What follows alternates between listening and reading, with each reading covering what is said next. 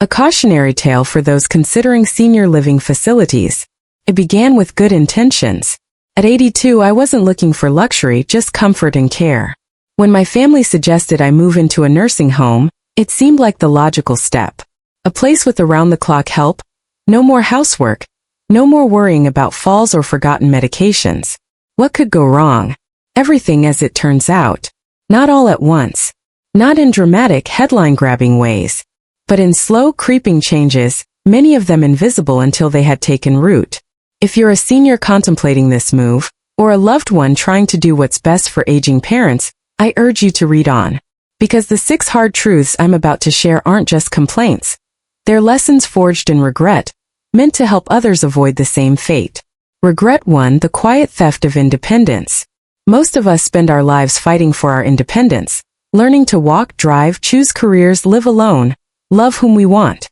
But in a nursing home, independence isn't taken from you forcefully. It's eroded bit by bit. You don't wake up one day and suddenly feel imprisoned. It starts with small compromises. You no longer decide when to eat breakfast or take a walk. You're told when medication is due, when lights go off, and when visitors may come. Soon, routines are dictated by someone else's clipboard, not your own preferences.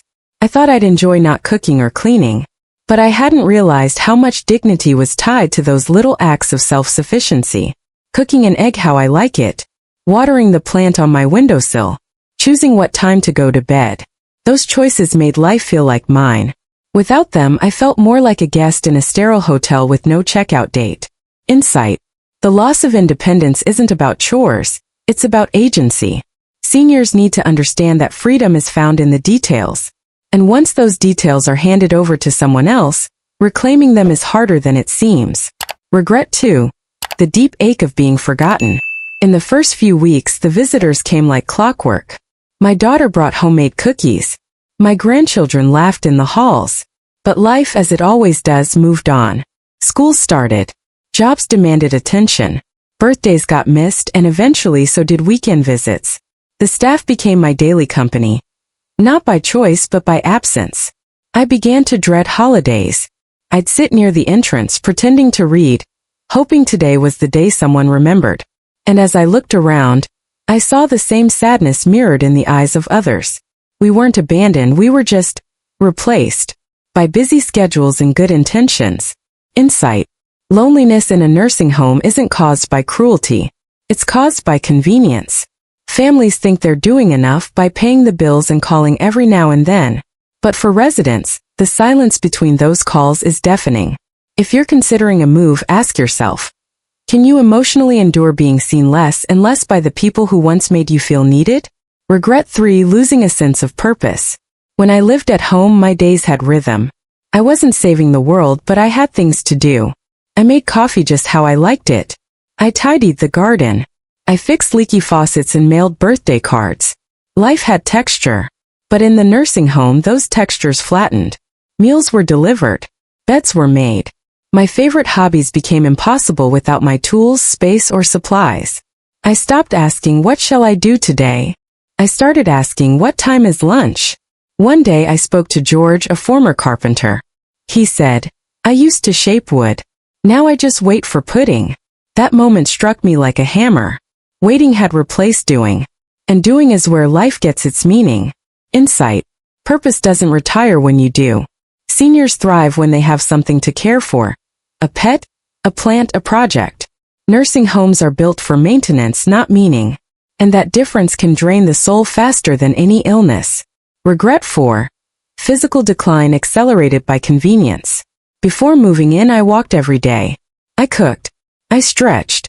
I lived in a 2-story house with stairs that kept my legs strong.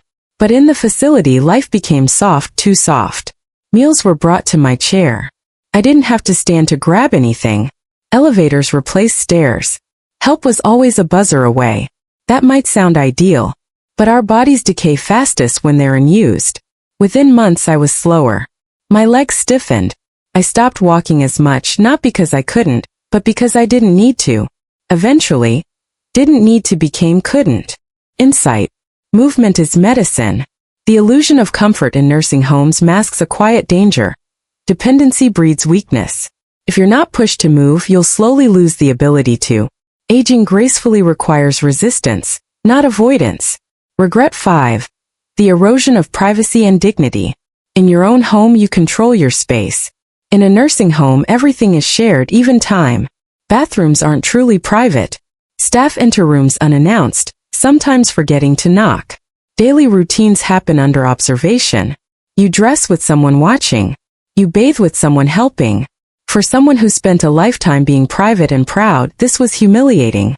Even worse, you often share a room with someone you didn't choose. Some roommates are kind. Others snore, talk to themselves, or are combative due to cognitive decline. Dignity slips away quietly in this setting.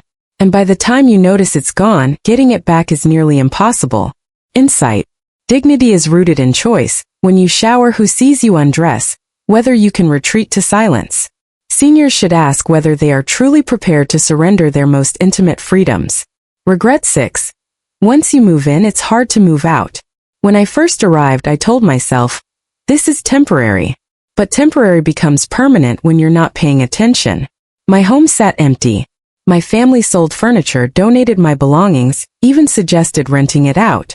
Suddenly going back wasn't so easy. Add to that the physical decline I hadn't expected, less strength, less energy, less confidence. I doubted my ability to live alone again. Could I still cook? Remember medications? Climb stairs? Fear replaced confidence. I stayed not because I wanted to, but because I felt I had no choice. Insight. Many seniors believe nursing homes are reversible decisions. They're not. Once routines, responsibilities, and personal spaces are lost, regaining them is exponentially harder. Final reflection. Aging is inevitable, but isolation and regret don't have to be. If I could speak to my past self, I'd say this. Don't let fear or convenience dictate your future. Don't believe that needing help means giving up everything that makes life worth living. Don't let others talk you into a decision that feels wrong in your gut.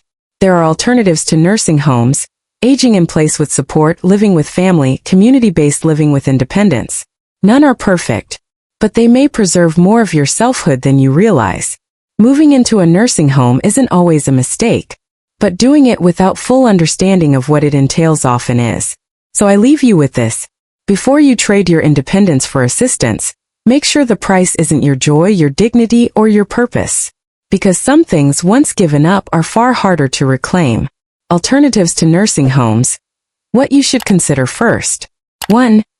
Aging in place.